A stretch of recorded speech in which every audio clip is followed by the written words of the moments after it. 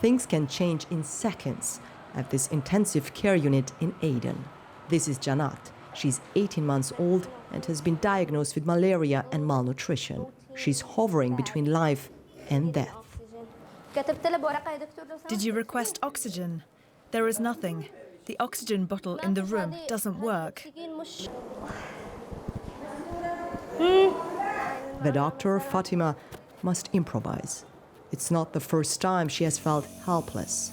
Steam inhalation is the only option available for Janat at the moment. She's now barely taking breath. See, her breathing is so fast, so she needs oxygen right away. Fatima's shift is just beginning. The oxygen bottle is delivered after all. Janat will make it. Many children do not. For Fatima, the fact that oxygen cannot always be provided on time is depressing. When she began her medical studies before the war, shortages were unheard of. I was feeling optimistic.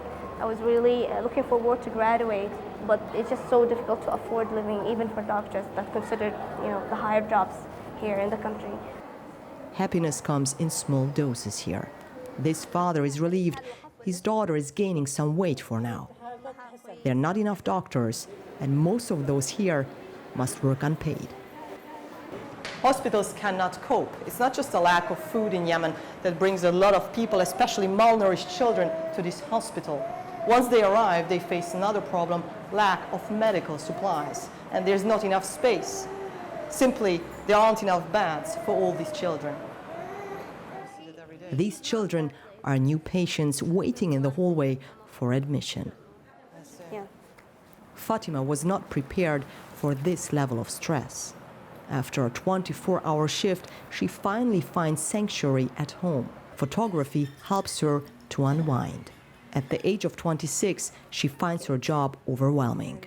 It makes me feel that I am not still working and just forget it all and living it all in the hospital and start a new day, new life maybe. She wants to continue her medical studies in Germany. Her father, a geologist, used to live there in the 1980s. Papa, do you think the war in Yemen will end? Inshallah, but it will require a lot of time. How long? Nobody knows, but we hope the war ends for our children because the people are suffering and they are in bad shape. There's no stability. Nothing. No salary, no jobs. The youth is lost now. With the future so bleak, Fatima doesn't know how long she will stay in Yemen working unpaid. She wants to continue working as a doctor to help people, but she also wants better opportunities of her own, if possible, outside of Yemen.